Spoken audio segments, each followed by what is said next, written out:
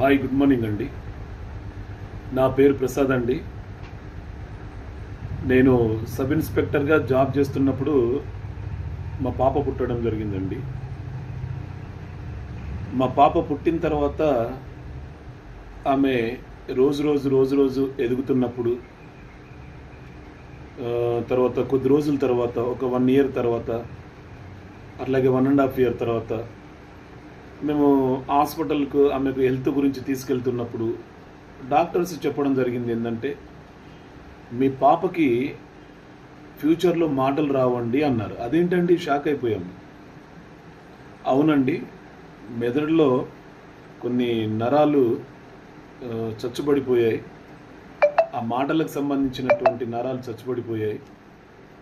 ఫ్యూచర్లో మాటలు రావడం అనేది చాలా కష్టమండి అని చెప్పారు. తర్వాత ఇంటికి వచ్చి చాలా బాధపడ్డాను. నేను కన్నీళ్ళు పెట్టుకున్నాను. అదేంది, అమ్మాయి కదా, ఫ్యూచర్ ఎట్లుంటుంది, పెళ్లి చేసినా కానీ లేకపోతే మేము ఉన్నా లేకున్నా కానీ అమ్మాయి ఫ్యూచర్ ఏంటి అని చెప్పేసి నేను బాధపడుతూ కన్నీళ్ళు పెట్టుకునేవాడిని, నేను కానీ మా మిస్సెస్ కానీ. తర్వాత వచ్చేసి చాలామంది సలహాలు ఇచ్చారు. మీరు విజయవాడ మణిపాల్ హాస్పిటల్కి వెళ్ళండి, తర్వాత తిరుపతి హాస్పిటల్కి వెళ్ళండి, రకరకాల హాస్పిటల్కి వెళ్ళండి అని చెప్పి సలహాలు ఇచ్చారు. ఇచ్చిన తర్వాత నేనేం చేశానంటే మణిపాల్ హాస్పిటల్, తిరుపతి రకరకాలుగా వెళ్ళడం జరిగింది. వెళ్ళి చాలా డబ్బులండి, నిజంగా ఈరోజు నేను ఓ లెవెల్లో ఉండేవాడిని. చాలా డబ్బులు ఖర్చు అయిపోయాయి. ఎందుకంటే ఆడపిల్ల కదండి, బాగు చేయాలి కదా. ఆ విధంగా నేను బాధపడుతున్న సమయంలో రీసెంట్లీగా నేను లోకల్ యాప్లో ఒక యాడ్ చూడడం జరిగింది.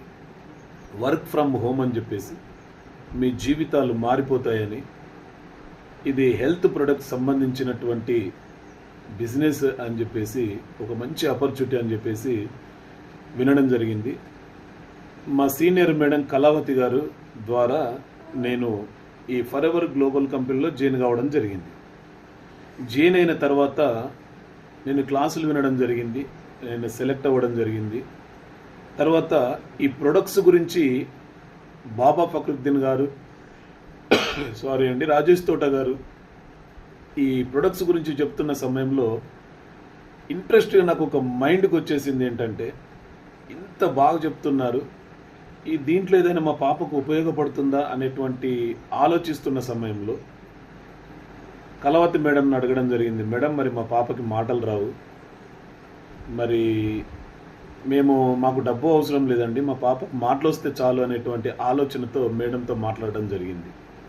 తర్వాత మేడం గారు చెప్పారు, రెడ్డి శేఖర్ సార్ అని చెప్పేసి మేనేజర్ గారు ఉన్నారు, నేను సార్తో మాట్లాడతాను, మీ పాపకి ఏది అవసరమో అని చెప్పేసి మేడం చెప్పడం జరిగింది. తర్వాత ఫస్ట్ మేడం నాకు ఏమని చెప్పారంటే, మీరు 2cc కంప్లీట్ చేయండి, మీ ప్యాక్లో బీ అనేది వస్తుంది, అది వాడండి సార్, బాగుంటుంది అని చెప్పారు. తర్వాత వచ్చేసి నేను 2cc వెంటనే కంప్లీట్ చేయడం జరిగింది. మా ఆవిడ మీద పుస్తల తాడు తీసుకెళ్ళి కుదబెట్టి నేను 2cc కంప్లీట్ చేయడం జరిగింది. అప్పుడు నేను కంప్లీట్ చేసినప్పుడు 26,000 చిల్లర ఉండేయండి. కంప్లీట్ చేశాను. నా ప్యాక్లో బీ హనీ రాలేదు. తర్వాత వచ్చేసి నేను manager sir, Reddy Shekhar sir అన్నమాట, సార్ చాలా మంచోడు. ఎందుకు మంచోడు అంటున్నానంటే, సారే నాకు స్పాన్సర్ చేశాడు. బీ హనీ ఆయన డబ్బులు ఖర్చు పెట్టుకొని మా పాప గురించి అతను బాధపడి, ఇది వాడండి సార్, ఎక్సలెంట్గా మీ పాపకు మాటలు వస్తాయని చెప్పి దేవుడు ఆయన ద్వారా మాట్లాడడం జరిగింది అనుకుంటాను. ఎందుకంటే దేవుడే ప్రత్యేకంగా మాట్లాడండి, మనుషుల ద్వారా మాట్లాడిస్తాడు. అట్లాగే ఆ రెడ్డి శేఖర్ సార్ అనేటువంటి మేనేజర్ ద్వారా దేవుడు మాట్లాడిపించడం జరిగిన తర్వాత ఆ బీ అని చెప్పేసి ఆ సారే డబ్బులు ఖర్చు పెట్టుకొని నా అడ్రస్ పంపండి అని చెప్పి అడ్రస్ పంపిన తర్వాత ఆ సారే నాకు స్పాన్సర్ చేయడం జరిగింది. అది వాడడం ద్వారా మా పాపకి మాటలు రావడం జరిగిందండి. మిరాకిల్, దేవుడు గాడ్ గిఫ్ట్ అండి. మాకు గిఫ్ట్ ఎవరంటే ఈ బీ హనీ కాదు, రెడ్డి శేఖర్ సార్. ఎందుకంటే ఆ సార్ ద్వారా మాకు ఈ ఆపర్చునిటీలో ఈ పరిచయం అవ్వడం ప్లస్ బీ హనీ రావడం, మా పాపకు మేము వాడడం, మా పాపకి మాటలు రావడం జరిగిందండి. ఆ దేవుడికి ఎంతో రుణపడి ఉంటాను. కనిపించని దేవుడి కంటే అగుపించే దేవుడు Reddy Shekhar sir, forever global company అండి. ఇప్పుడు నేను మా పాపతో మీతో మాట్లాడిస్తానండి, ఒకసారి చూడండి.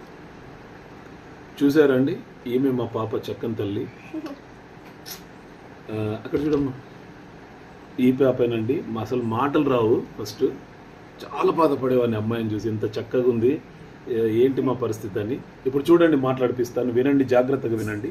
అమ్మా, నాన్న, నాన్న, అక్క, అర్జున్ అర్జున్, అక్క, 1 2 3 4 5 6.